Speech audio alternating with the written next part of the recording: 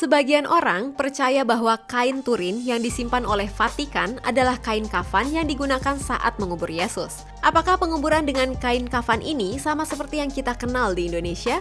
Atau jauh berbeda? Seperti apa tradisi penguburan bangsa Israel dalam Alkitab, lokasi penguburannya, dan bagaimana cara orang Israel melepas kepergian keluarganya yang sudah tiada? Saksikan terus Fakta Alkitab.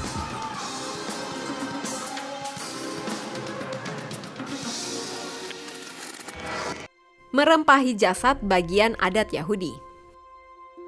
Alkitab, baik Perjanjian Lama dan Perjanjian Baru, mencatat adanya proses merempah-rempahi jenazah yang dilakukan pada jasad seseorang yang sudah meninggal. Dalam Perjanjian Lama ditulis bahwa jasad Yakub dan Yusuf dirempah-rempahi. Kejadian 50 ayat 2 dan 26. Sama halnya dengan Perjanjian Baru yang menuliskan bahwa setelah Yesus mati, jasadnya lalu dirempah-rempahi dan diberikan kafan. Yohanes 19 ayat 40, Lukas 24 ayat 1. Hal ini sesuai dengan tradisi adat Yahudi. Setelah dirempahi dan dikafani, maka jasad orang yang sudah meninggal diletakkan di dalam gua kuburan. Menurut adat atau kebiasaan kala itu, mayat yang sudah dirempahi dan dikafani sedianya dibiarkan membusuk hingga tinggal tulang belulangnya. Maka tulang belulang itu dipindahkan ke dalam ossuarium atau peti tulang belulang. Ada orang-orang terlatih secara profesional menurut hukum Yahudi dalam pengurusan mayat dan tata cara mengumpulkan tulang-tulang itu dan memasukkannya ke dalam peti tulang atau peti ossuarium. Mereka yang mengurus ossuarium ini kemudian menyimpan peti ossuarium ke dalam gua yang lain, di mana dikumpulkan dengan banyak peti-peti ossuarium lainnya secara permanen. Namun tentu saja proses ini tidak berlaku bagi jasad Yesus Kristus, sebab ia bangkit pada hari yang ketiga. Namun penguburan cara ini adalah lazim dalam kehidupan orang-orang Yahudi kala itu. Aturan perkabungan. Cara berkabung dengan menangis, mengoyakkan pakaian, dan menguraikan rambut diperbolehkan bagi imam-imam keturunan Harun. Imamat 21 ayat 1-4. Tapi tidak untuk imam agung. Imamat 21 ayat 10-11. Aturan yang lebih tegas lagi soal perkabungan ialah melarang imam dan orang awam melukai atau mengiris daging, memotong tepi janggut, memotong bersih alis di antara mata, dan merajah tanda-tanda. Imamat 21 ayat 5, Imamat 19 ayat 27-28, Ulangan 14 ayat 1. Bagi pemimpin nasional seperti Harun dan Musa, maka akan diadakan perkabungan nasional selama 30 hari sesudah mereka dikuburkan. Bilangan 20 ayat 29 dan Ulangan 34 ayat 8. Selain itu, kematian tokoh terkenal sering menimbulkan ratapan puitis seperti Daud meratapi Saul dan Yonatan. 2 Samuel 1 ayat 17-27, serta Yeremia saat meratapi Yosia. 2 Tawarik 35 ayat 25. Proses pemakaman. Catatan Alkitab tentang pemakaman menunjukkan bahwa ada banyak hal yang dilakukan orang Yahudi untuk mempersiapkan proses pemakaman jenazah.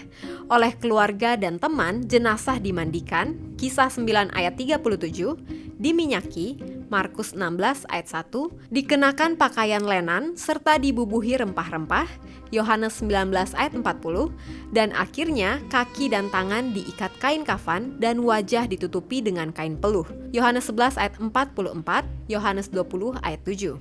Tentunya caranya berbeda dengan penguburan dengan kain kafan yang kita kenal di sini ya. Setelah itu, para tetangga dan orang-orang lain akan datang untuk menyatakan bela sungkawa dan menghibur keluarga yang berduka. Markus 5 ayat 38-39. Mereka yang meninggal bukan hanya ditangisi oleh keluarganya, tetapi juga oleh penangis-penangis bayaran yang pada umumnya mereka adalah wanita. Yeremia 9 ayat 17 dan 18. Tempat pemakaman.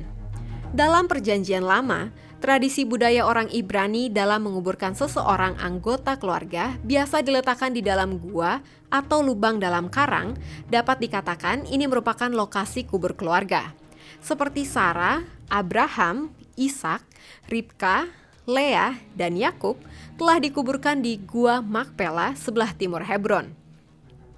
Namun terkadang orang terpaksa dikuburkan di tempat lain kalau ia meninggal jauh dari kuburan keluarga, seperti Rahel yang dikubur di jalan ke Efrata dan kuburannya ditandai dengan didirikannya sebuah tugu di atas kuburnya. Kejadian 35 ayat 19 dan 20. Sementara itu dalam Perjanjian Baru, kuburan biasanya terletak di luar kota. Kuburan umum memang ada, Matius 27 ayat 7. Tapi ada banyak kuburan khusus bagi perseorangan atau keluarga. Seperti Yusuf dari Arimatea telah mempersiapkan kuburannya sebelum ia meninggal. Matius 27 ayat 60. Peti jenazah tidak ada dalam proses penguburan. Biasanya jenazah dibawa ke kuburan dengan dipikul di atas tandu sederhana. Lukas 7 ayat 12 dan 14. Sementara itu, kuburan keluarga sering mempunyai kamar-kamar terpisah. Dalam kamar ini dibuat papan-papan akrosolia atau lubang-lubang di tembok, kokim, untuk tempat jenazah. Di sini tubuh mungkin ditaruh dalam tempat penyimpanan, misalnya peti batu atau sarkofagus.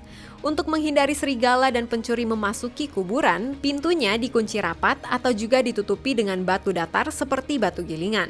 Batu ini meskipun dengan sukar namun dapat digulingkan dari pintu kuburan. Membakar jenazah bukanlah kebiasaan bangsa Yahudi, tapi dalam keadaan sukar, jenazah mungkin dibakar sedemikian rupa sehingga tulang-tulangnya dapat dikuburkan dalam kuburan keluarga seperti halnya Saul. 1 Samuel 31 ayat 12-13.